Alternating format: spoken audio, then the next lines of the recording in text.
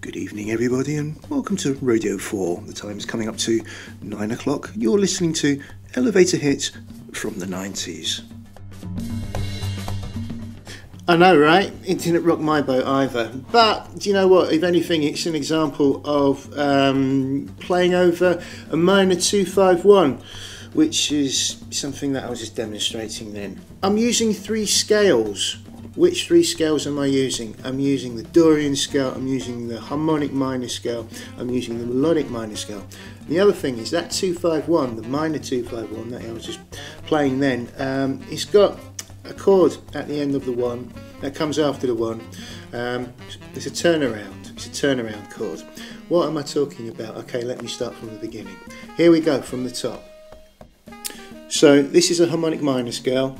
It's got a minor third, obviously, which means it's minor. It's got a flattened 6 and it's got a major 7.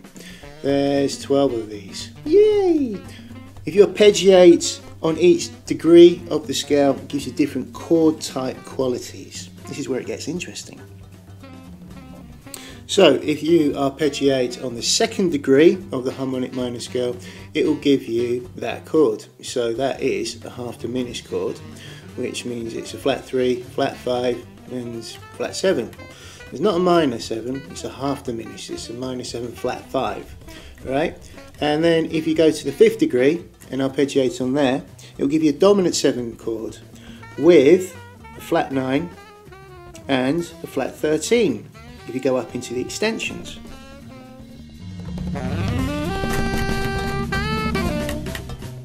So if you take that 2 chord and if you take that 5 chord and put them together, it will give you a 2-5 progression, but a minor 2-5 progression.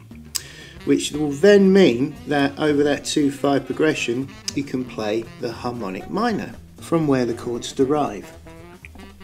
So after that 2-5 progression you can resolve it down to the 1-2-5-1. It will be the minor one, in which case I will play the Dorian, and well, in that video I was mixing it up with the blues scale as well. Quick recap of the Dorian: it's the second mode of a major scale. So if you arpeggiate second degree of a major scale, it will give you the minor 7 chord.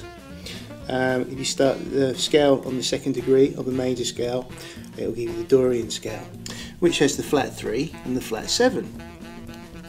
So over the 2 and the 5 I'm applying one scale, which is the harmonic minor scale, but when I'm on the 2 and on the 5 I'm kind of aiming towards the chord tones.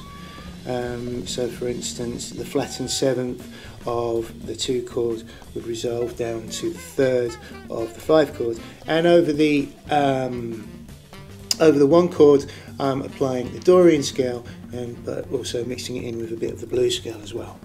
Then after that minor 1 chord, the B flat minor, I wanted to go back to the 2 chord and loop that progression. So I added a 6th chord, which in this case is G7, but it's a G7 altered. This chord derives from a melodic minor scale, not a harmonic minor scale, not a Dorian, but a melodic minor scale. And the melodic minor scale is a minor scale, a flat 3, and a natural 7. If you build a chord, or arpeggiate a chord, on the 7th degree of a melodic minor scale, you will get a dominant chord type. There you can see with the natural 3rd and the 7th.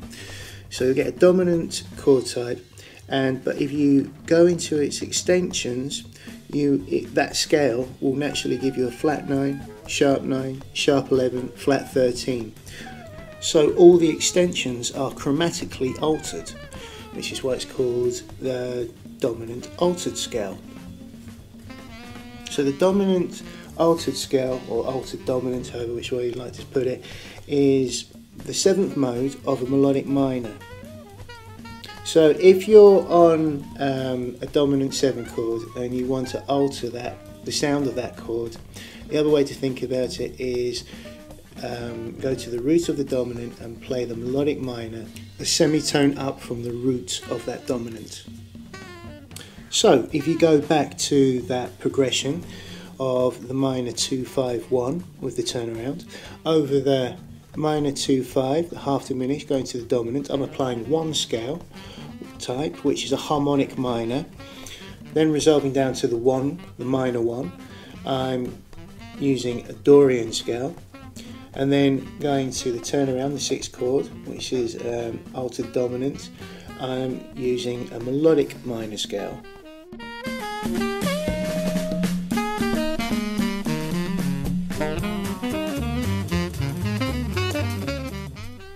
So there you've got the 3 different minor scales, and you've got a reason to practice them now as well. When you practice these scales, arpeggiate them on each degree and really explore the intervals and the different chord types you can get on each degree of the scales as well. The melodic minor scale and the harmonic minor scale, they've got some really interesting different chord qualities and types on each different degree of the scale. Check it out. I will be coming back to those different scales and tearing them apart a little bit more in the future. Either that or come for a lesson. And yeah, but don't forget, don't just also run up and down them like a blue-ass fly. You know, really get into a scale by exploring the intervals within the scale. And don't forget that fluency and speed, it comes from accuracy, so practice them slowly first. Practice it slow first, and then over time gradually build up the speed, and you'll get your technique and your dexterity down.